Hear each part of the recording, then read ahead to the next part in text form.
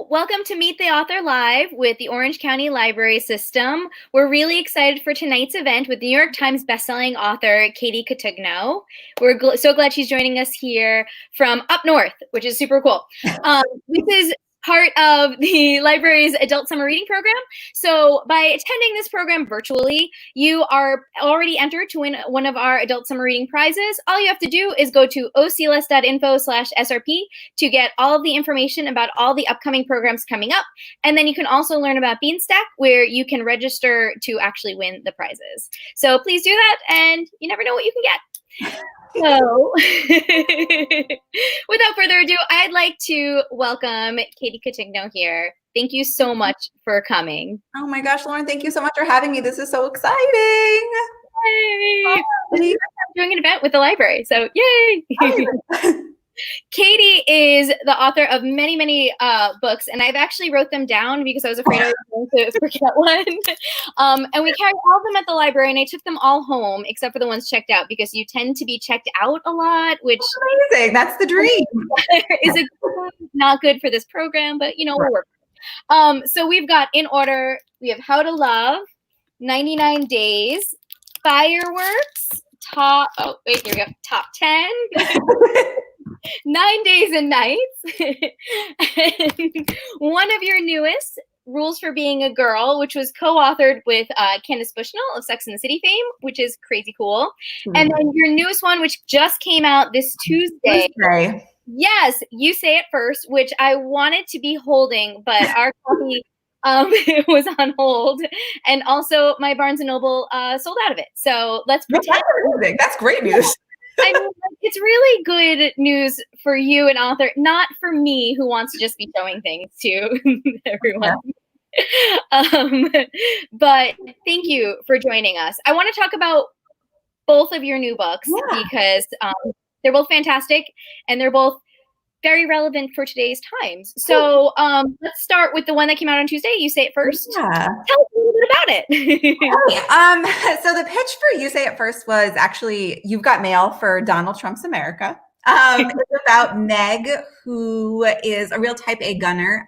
She lives in this Tony, Philadelphia suburb and has this amazing boyfriend, and she and her best friend have a plan to go to Cornell together in the fall. And she's super politically active. So she works at a voter registration call center, and, you know, like calls up strangers in the Midwest and is like, you should register to vote. So one night she's at work and she is looking for a middle-aged guy in rural Ohio, and she calls the landline of his house and she gets his son. Now Colby is like Meg's polar opposite in every conceivable way. He barely graduated high school. He's working a dead-end job.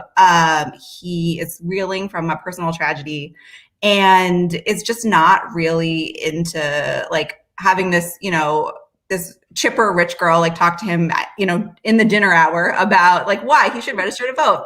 The system hasn't really worked for Colby. He doesn't think it applies to people like him. So they get in an argument and it sort of escalates, and he really sort of bests her, and she gets flustered, and she sort of tries to wrap up the conversation by telling him, you know, I'm really just calling to talk to your dad. Can you put your dad on the phone? And he says to her, this is not a spoiler, it's like in the second chapter. He says to her, you can't talk to my dad. My dad hung himself in our garage last year, and hangs up on her. And she calls him back. And we kind of go from there. Meg and Colby sort of fall in love or something close to it over the course of these really long, meandering, intimate phone conversations. But every time they try to kind of ground that relationship in real life, it's a disaster. She goes to visit him and it's awful, and he comes to visit her and it blows up. And so the question is sort of like, what do you do when you have this intense connection with somebody that really only can exist in sort of like a liminal space? And there's a ton of kissing in this book. So like all my books. Yeah, I mean, kind of a staple. Which makes it fun. Yeah. I love it though. I think it's a super relevant topic because there are teens nowadays doing the exact same thing. Yeah. And they might be meeting people who are just like them or completely different. Mm-hmm. And it's an interesting time where teens have become more politically active than ever, I want to say. Yeah. I mean, probably not ever. There are years that they were much more, but like in the recent years, everyone is really voicing their opinion, which is kind of awesome. So I think it's a very relevant topic you're writing about. Yeah, it's been amazing to see for sure. Yeah, and I'm assuming that's what inspired you to write this story. Yeah, I definitely it's an election year. I don't know if you know, and I did want to do something that that touched on it, that addressed current events. But I also, it was really important to me to like do it with a light touch and not. I mean, in all my books, like whenever I try to like back. If I'm going to write about a big issue, I try and back into it instead of just like I never want it to feel like an issue in issues. And I think you do that really well. It's not, it's a great topic, but it's not, like you said, it's not. Hello, this is Sarah. I think Lauren lost connection, so hopefully she will be back in just a minute. Okay. But yeah, sorry about that, everyone. It is storming in Orlando, so hopefully. You're flickering a little bit. Yeah, it's storming here as well. Yeah. Yeah, so we're just gonna hang out and wait for Lauren. If you want to continue with your thought that you had. Oh yeah. So we were talking about not ever wanting a book to feel like a book that is about issues to feel heavy-handed, or like it is specifically an issues book. At least for me, I always like what connects me to stories is always characters first. And so I try to write that way as well. All right. Lauren messaged me and she said her computer froze. Okay. So I'm gonna tell her to give me the next question. That. And then I'll troubleshoot with her while you're answering. Yeah, for sure. Yeah. So this is the realities of live streaming, right? Absolutely. Hopefully she answers. Oh, I think. Okay.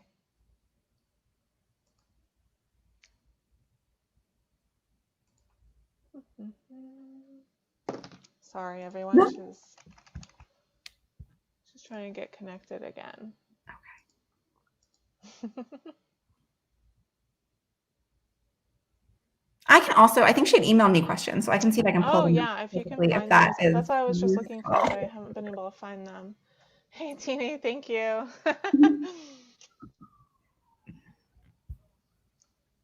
Yeah, I was trying to pull it up on my email, but it's not coming up, so.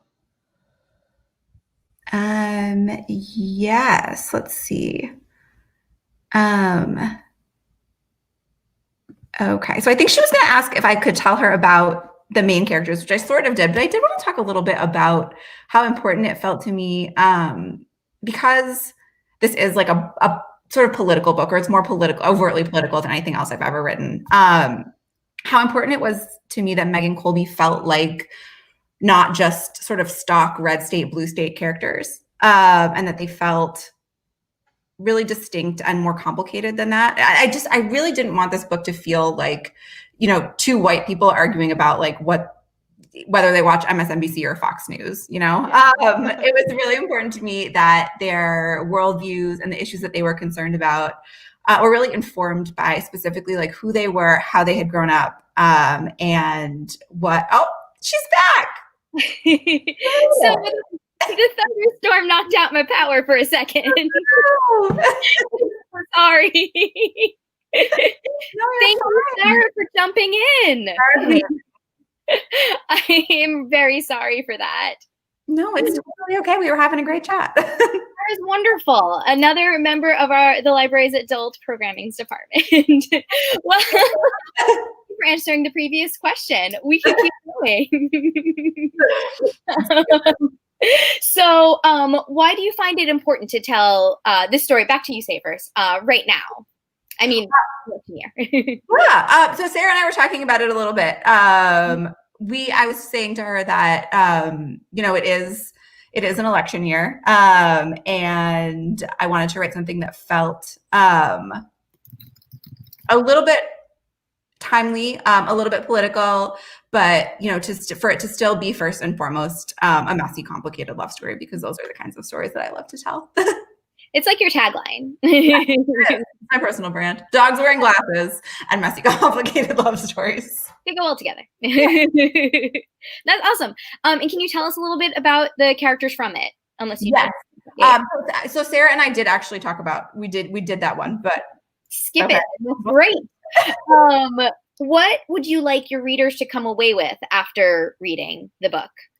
That is a really good question. I mean, I always feel like as an author, all I am ever really asking from a reader is, to keep their attention for as long as I have earned it. I'm never really trying to, I never go into a book hoping that readers are going to walk away with a message or, or to feel like I'm trying to convince them of something. And I think that for You Say It First in particular, I feel like a big part of what Colby and Meg sort of learn, and a big part of growing up is figuring out how to navigate relationships with people whose values are different than your values or who have been raised so differently from you. And also to find out that you don't always know everything that you think you know. I think that's good. Yeah. Those are important things, because I think a lot of relationships kind of stem from you. It's rare to find someone who's just like you and shares everything. So For sure. it's interesting.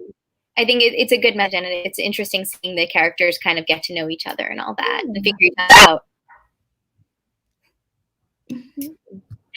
I wanted to say to anyone watching this, if you do have questions during this, please go ahead and put them into the chat. I can see them, so we can always ask Katie those as well. And my internet's being a little weird again, so if I do pop out ready, I'm really sorry. Okay, it happens. It's a new world. It's a whole new world. We're figuring out streaming and all that. This is what happens for live events. Yeah. So I wanted to ask you, because this is a YA book and you do have adult novels as well, but since this is primarily your YA book, why do you think teens are a great audience for this story? I mean, I love writing for teenagers and I love writing about teenagers. Everything that happens when you are, it's everything that happens when you're 15 and 16 and 17 and 18 is so intense, right? Like there are so many firsts. It's like a feeling tsunami all the time. And for me, that is like just such fertile ground for storytelling. Yeah. And like that's always like, like that for me is like really where the beating heart of the story is. Definitely. And I can see that too. Yeah. And I think it is a good story for teens, It shows them a different look, because there aren't many political YA books out right now, especially in this time period, Right. No, I think that's true. And I also I feel like for a lot of teenagers, for young people, politics can feel like something that is happening far away and on television, and that doesn't necessarily affect you. I mean, that's like definitely how Colby feels. He's like, why is this relevant to me or my life or my experience? And Meg is at the opposite end of that spectrum. She, her car is covered with political bumper stickers and she's got like a million pins on her backpack. But she also she's extremely earnest, but she only really knows what she's talking about like half the time. And she's very sure of herself. And a lot of goes around, saying things as facts that aren't always necessarily facts. And Colby calls her out on that a lot. And so I think part of, and I'm 35 and I'm still navigating this, but part of, yeah, I mean, honestly, yeah. But yeah, I think that part of what, they're both going through is just sort of figuring out that the world is more complicated and grayer than they thought. And that's great. I think that's great. And I think a lot of those emotions are really true for the high school years when everything's happening and you're trying to find your place within it. And especially in a larger political spectrum, for sure. Trying to figure out how you can make a difference or if you even can. Yeah, absolutely. And that's awesome. I'm really excited about this book, and I'm so glad it's out, especially right now. Great quarantine. It's for those doing that, as it's still that time. Before I go on to your other book, is there anything else you want to say about You Say It First? I don't think so. It is available, at your local library or wherever books are sold. we do carry it at OCL, so do request it, and you can have it delivered to your house, or buy it at any of our local bookstores, because it is a great book to read. Yay. Oh, thank you. I do want to discuss a little bit about Rules of the Girl as well, because it is your other book that came out. It was just last month, right? April. Yeah, it's been a very crazy couple of months.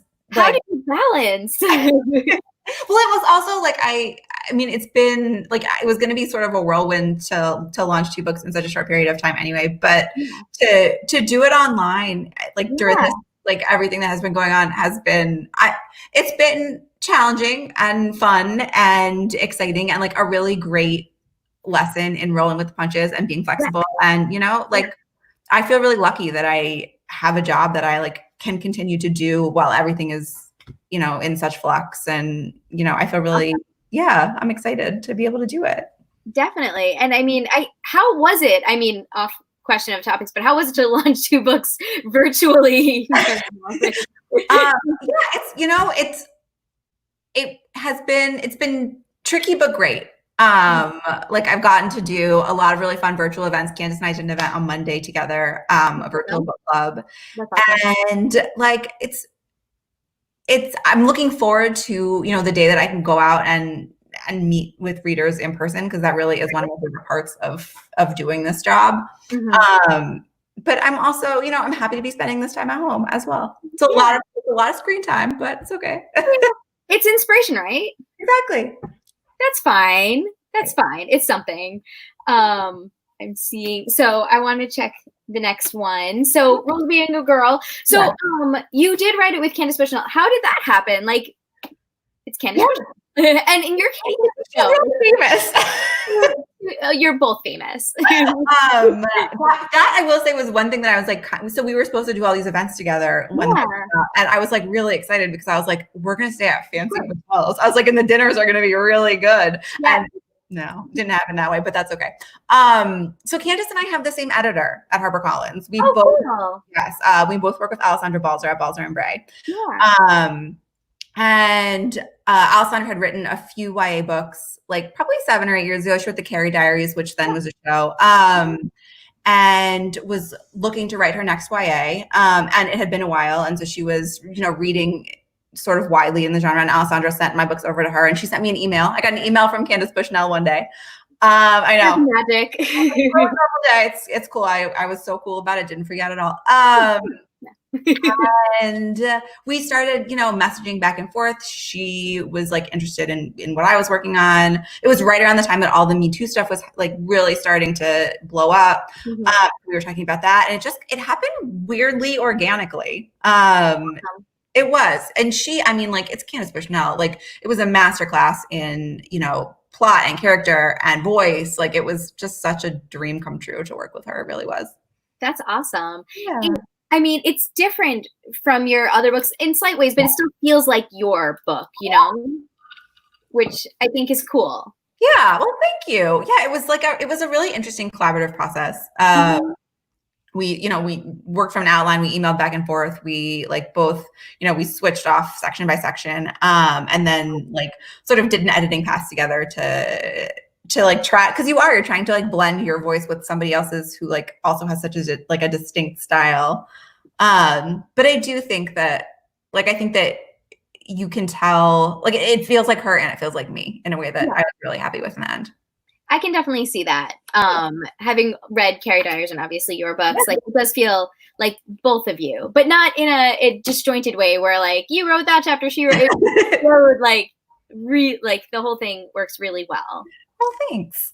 That's awesome that you got to work with her. Yeah. Speak out about it. And you got, a truly wonderful book out of it too. But before we get into it, can you tell us a little bit about it? Yeah. So Rules for Being a Girl is about the main character is named Marin, and she, at the beginning of the book, is probably one of those girls who would tell you that she doesn't need feminism, because she herself has had like a generally easy time of it. Yeah. And she has a confusing and stressful and weird and maybe a tiny bit exciting encounter with everybody's favorite hot teacher at school, Mr. Beck, the English teacher, Mr. Beckett, who everybody calls Bex. And she sort of has to face the fact that like she didn't know what she didn't know. And the book kind of follows her journey where she's like trying to figure out like, did I invite this? Did I want this? Did I like, am I the guilty party in some way? Should I report him? Right. And it all along the way, she like she starts a feminist book club at her high school. Yes. And like makes a bunch of new friends and really sort of like goes on this feminist, has a feminist awakening, goes on this journey and like really sort of starts to see the world in a new way. That's really, I mean, it's a wonderful story. And I know we have someone who's here right now, one of our viewers who read it. She said that she felt it's essential for girls, especially in high school, to read. And I find that true because it is something where perhaps we're not aware of things that we think might be innocent and they're not.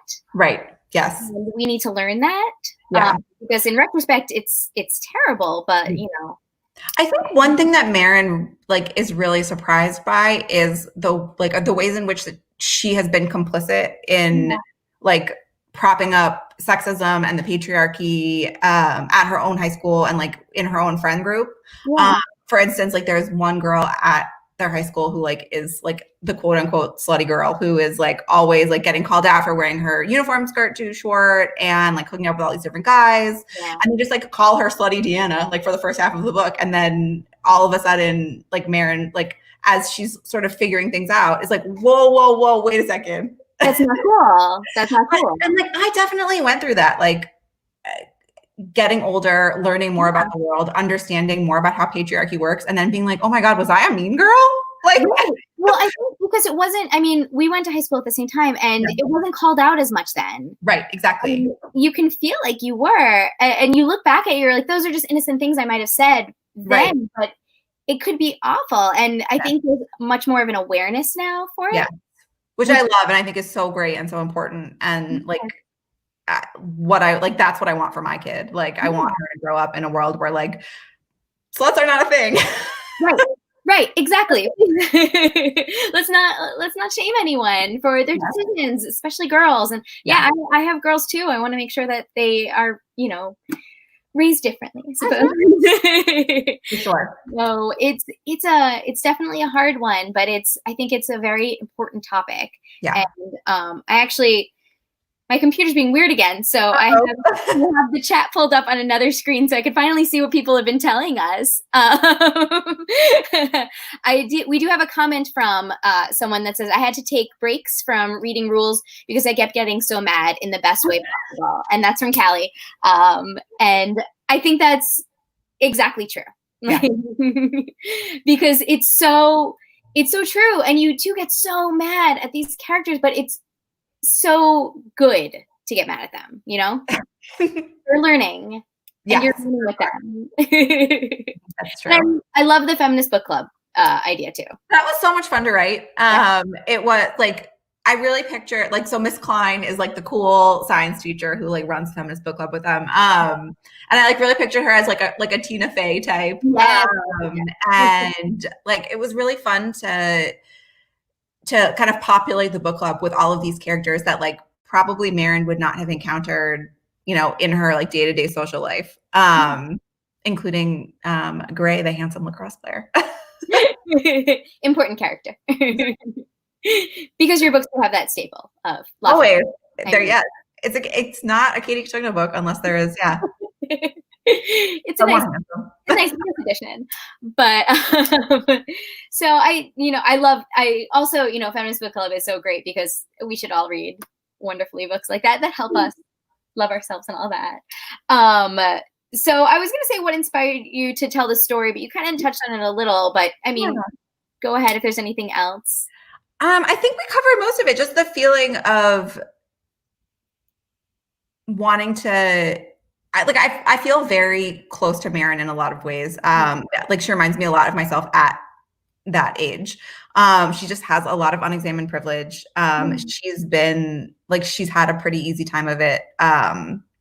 And just kind of has this, this very bumpy and rude awakening and has to kind of grapple with that. Yeah. And I think she's very relatable because of all that, I think so. Yeah. I think a lot of girls can find themselves in that character. Yes. And I think a lot of schools might have had similar situations, unfortunately, and shouldn't, but Yeah. Oh, for sure. Mine definitely did. All right. Lauren has lost connection again. So I'm back. Hi, Sarah. Hello. Hello again. I do have the questions ready though. So let's see. Why did you find this to be an important story to tell and important for teens to read? Yeah. I think we talked about it a little bit, but as Candace and I were sort of brainstorming like what was next for her and what was on my mind, like at that time, it was right around the time that like so many, like all the Me Too movement was really in the forefront of public consciousness. And I remember, like, this is going to sound ridiculous, but finding out that Matt Lauer was a dirtbag was like, it was like bonkers for me. Like I came from a family where we watched the Today Show every day. It felt like this was like someone that I had grown up with in my home. And finding out that like a person that you like, I mean, obviously like I did not know Matt Lauer personally. But like someone who's in your home every day, someone that you like feel like you have some kind of relationship with is just not who you thought they were at all. Was like, it was a powerful moment for me. It was very shocking. And I thought of that a lot when I was writing about Marin, figuring out that Bex was not actually the kind of person that she thought that he was. Yeah, it can definitely be damaging, I think, to realize like someone you looked up to is not a great person. Like I had a similar experience with Neil deGrasse Tyson. So after I did not know that about him. Yeah. Wah, wah. So I mean there are accusations, of course, and of course. Yeah, multiple accusations. That's a bummer. The worst. Yeah. And I think it's important for people to kind of, so we talk a lot about how young adult allows people to experience like troublesome situations in a safe environment where they can kind of learn about, certain topics in a safe environment. And so I think it would help teens who may recognize that situation in real life realize, that's it's not good. Absolutely. No, that's really smart. What's something you haven't been asked about your books that you'd like to discuss? That is a really good question. I guess I think that I've been thinking about a lot recently as like the world has felt so the way the world has felt is sort of what is the point of what I do, but a little bit like what is the point of what I do? Because I'm not a frontline worker. I'm not I'm not a doctor. I'm not even, I mean, I am a middle-class white lady from Boston. Like I have stories to tell and I think that they're good stories and interesting stories, but I'm not always sure if they are important stories, if that makes sense. I mean, I think Rules for Being a Girl, I think both of these books actually are important stories, but in terms of what matters most right now, I don't always know. But I heard, Linda Holmes, she's the pop culture critic on NPR. No, but go ahead. Well, she's great.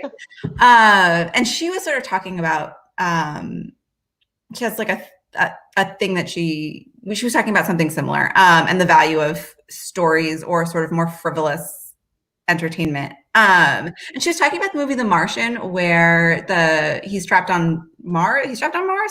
And he's trying to get off. Matt Damon is trying to get off Mars, but he spends like the first third of the movie trying to figure out how to grow potatoes. Yeah. And the point is not the potatoes. The potatoes are not going to get him off Mars. The potatoes are not going to get him home.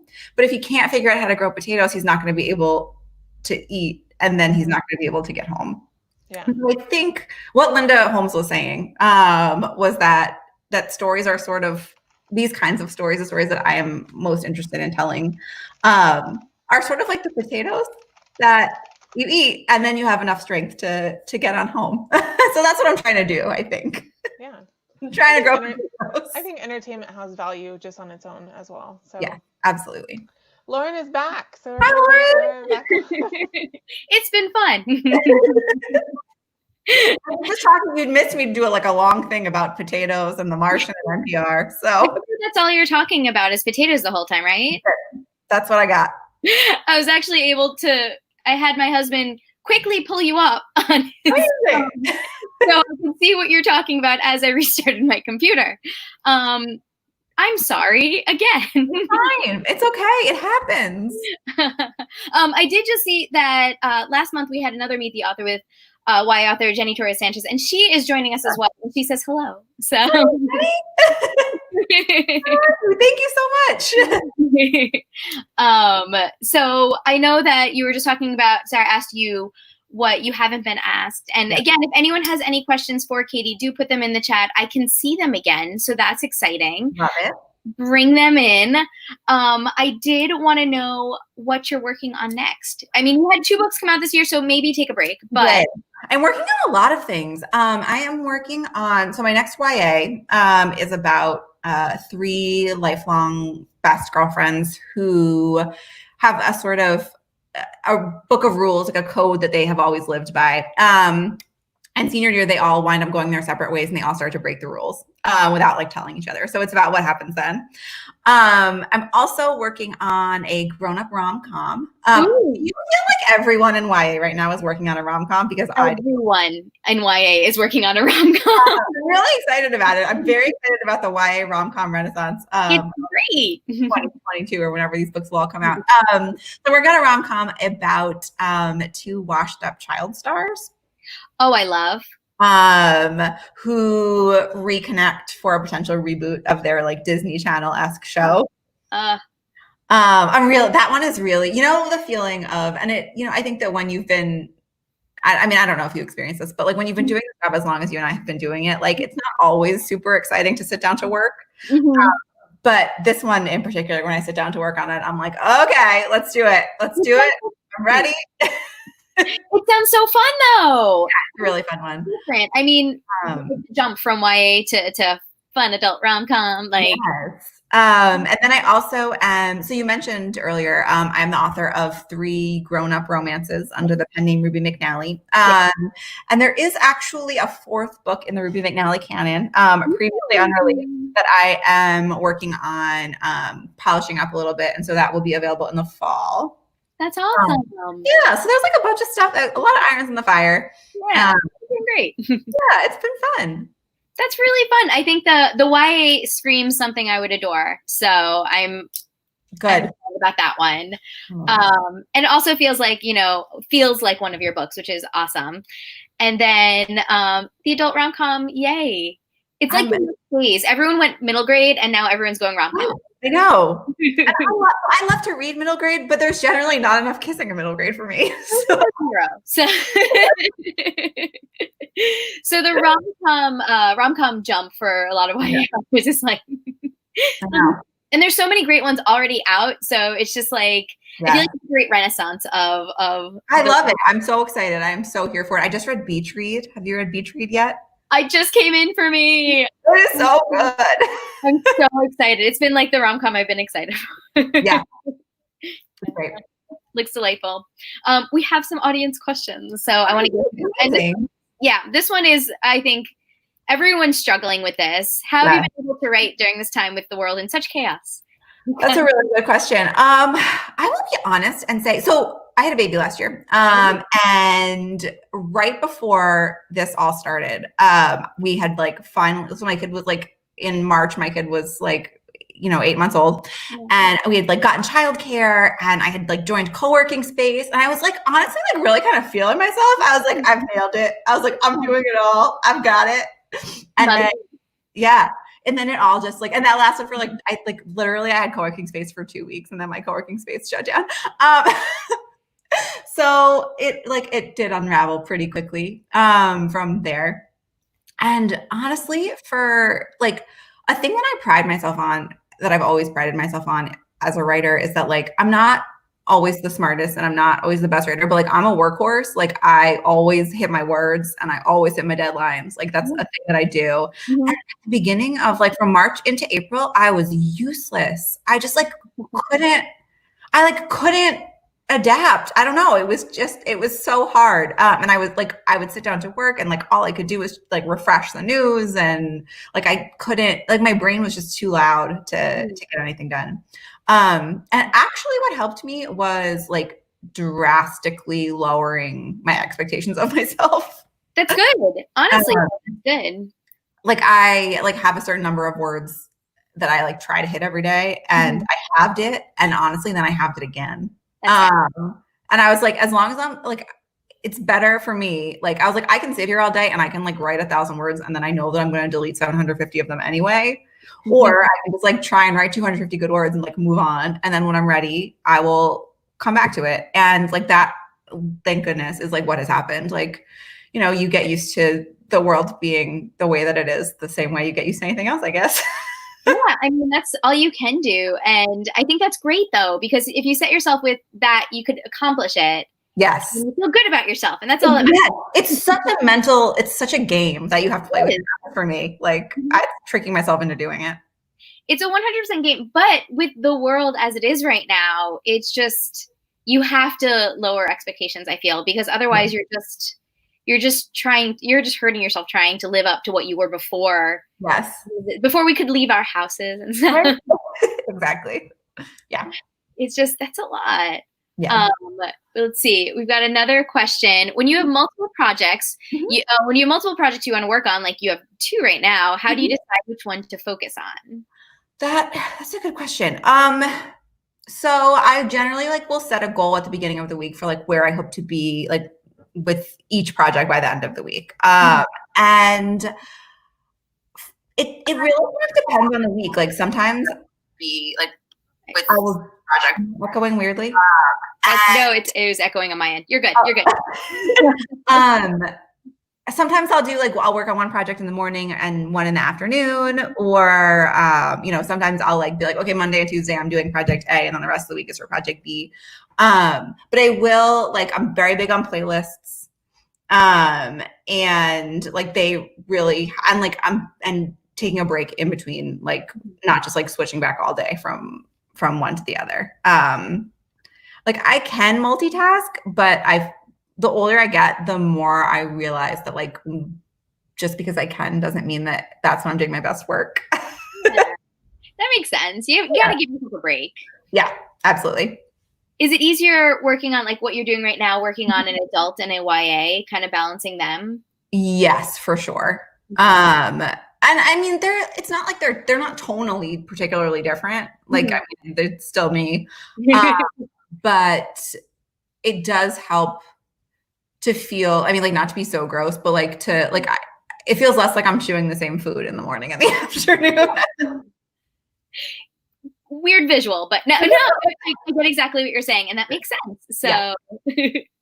For sure. That's great. We do have another question. Can you tell us about your writing process? Like, what does it look like from day to day? You kind of just went over that right now because it is, different right now. And then how do you develop a new story with all of this? Yeah. So I feel like this is sort of a hacky thing to admit, but like the longer I'm in this business, I'm like, I'm just going to tell people. I feel like the authorly thing to say is to always be like, I start with character and then I go from there. But like, I don't, and I never have. Like for me, it always starts with like a plot or a situation. So like for top 10, I was like, which is my book about, it's about two best friends. It's told who like fall in love sort of. But it's told not chronologically.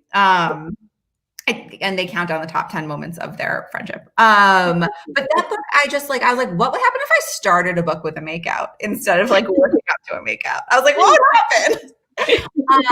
And for You Say First, I was like, what would happen if, like, I didn't start, there was no political stuff at all when I like thought, like first conceived You Say First. But I was like, what would happen? Like, how can I get two people to fall in love over the phone? I was like, how can I get two teenagers to talk on the phone in the year of our Lord 2020?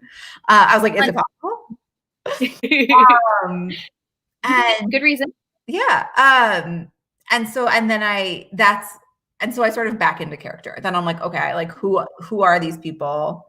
Like what is the conflict between them? And then that for You Say First was like how I got to the politics stuff, how I got to, Colby's dad, how I got to all of that. I think it's a great. Yeah. And then I'm also very much an outliner. I like, for me, there is plenty of discovery that happens along the way in terms of like those small character moments and like all that stuff, but I have to know where I'm going, or like it's very easy for me to get stuck up my own butt. Like I will inevitably, like if I don't have an outline, I will 100% stall out like 10,000 words in. I'm like, there's not anymore. Yeah, it makes sense, especially if you're balancing multiple projects to have like stepping stones. Yes, exactly. Are you an outliner? I always wonder about other authors. A little bit of both. I have like a basic idea of where everything goes, but I should be better at it. I should be better at outlining because I like to stall as well. So your process is your process. You get there eventually. You figure it out. Exactly. Another question? Who are some of your favorite characters in books? Oh, that's a hard question. That's a really hard question. Oh my goodness. Yikes. Wow. Whenever I like get a question like this, I'm always like, I've never read a book. Like I don't. My God, like, what's your favorite book question? I'm always like, I don't know what books are. I can't read. I don't know how to read. Lots of good characters in all of the books. Yes, exactly. Yeah. Beach Read is on my mind because I literally just finished it. And that was I don't know if you, like my other quarantine thing that I was like really experiencing was that it was very difficult for me. Like I had a really hard time focusing enough to read. Yes. Which that's what I do to like calm myself down, to center myself, to like get out of my own head. And I could not do it. But the character of January in Beach Read, she's such a delight. She is an unabashed romantic who has like really been knocked around and is sort of grappling with whether or not like being a romantic is a practical or feasible or sustainable way to go through life. And I just like, I loved her so immediately and so much. Yeah, so she's on my mind. Let's go with her. Let's go January. Current one. Here's another one. As you plot and outline, when and how do your characters begin to show up? Ooh, good question. That is a really good question. I would say, honestly, like I feel like I don't really know my characters properly until I am done with the first draft and about to start the second draft. That's interesting. I feel like I learn who my characters are by putting them in situations and seeing what they do. So I learn by writing the first draft of the scenes. And then I'm like, oh, you're this kind of person. And then from there, I can like extrapolate what they would do in other situations. And so then I can kind of go back and layer in the second draft. Like my second drafts are all like my first drafts. Things don't tend to change a ton between first draft and second draft, but I am very much like my first drafts are always very skeletal, and they like my second drafts grow a ton. Gotcha. That makes sense. I mean, you make it better. You get to know it better. Yes, exactly. That's awesome. Yeah. It's a good place. This is a cute one. Which of your characters would you most want to be friends with? Oh, I think the character that I would most want to be friends with is Molly Barlow from 1990s and 9 Days and 9 Nights. Molly is what is my most controversial character, I would say. She's a good one. Polarizing character. Because she's a very slow learner and she makes the same pretty dumb mistakes over and over and over. But she's really fierce and she has a big heart and she goes into, like, even if it is a wrong decision, Molly will charge into it wholeheartedly in a way that I like really sort of admire and respect. And also she loves her friends so deeply. Yeah, it's so yeah. And also I just like feel protective of her because people hate her a lot. But I mean, I don't know. I think she's a wonderful character too. And I see your reasons, you know? Like, she's great. You have to feel protective. She's your baby. I mean, not your baby, because you have. I do feel very protective of her. I do want to shout out that your book Fireworks takes place in Orlando. That is true. In the 90s. In the 90s, which was arguably the best time for boy bands in Orlando. Have you listened to or read Jessica Simpson's memoir? I haven't yet. I really need to. So good. I started reading it, actually. Jessica Simpson, like, I didn't feel really one way or the other about her before I read this book. No. And then all of a sudden, like, by the end of it, I was like, I am Brienne of Tarth for Jessica Simpson. I was like, I would go to war for Jessica Simpson. I love her so much. I need to read it, especially because it does go through that time period that oh my gosh. 100%. I would listen to it if you like. Ooh. She reads the audio. It's just really winning. We have it at the library. So I recommend it.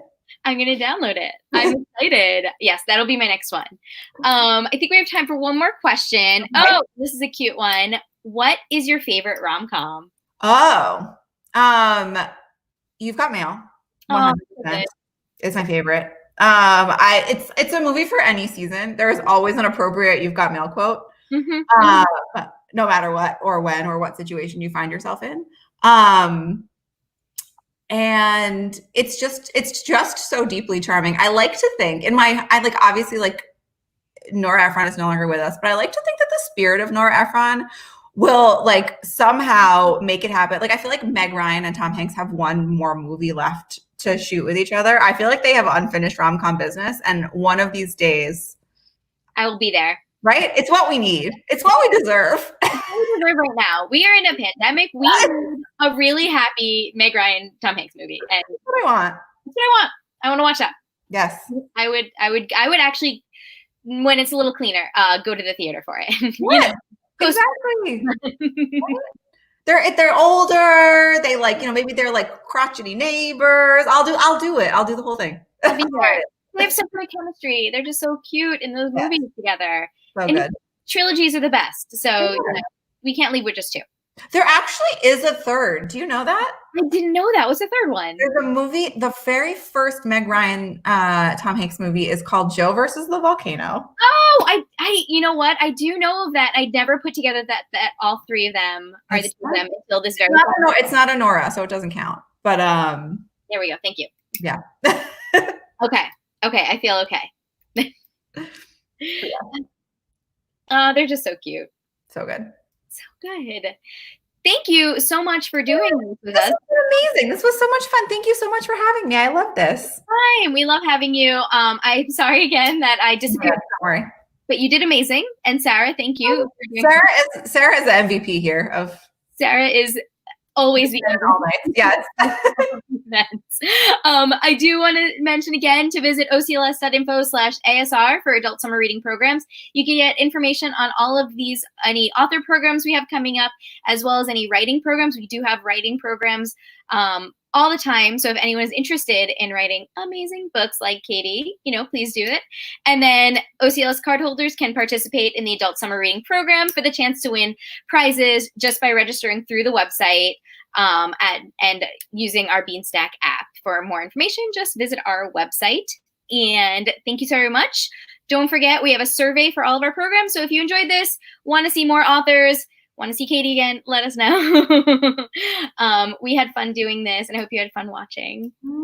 Thank you, guys. Thank you so much for coming. Thank you. Bye, guys. Thank you for watching. To learn more about writing workshops and see more videos, visit ocls.info/writerscorner. Orange County Library System is your place to learn, grow, connect.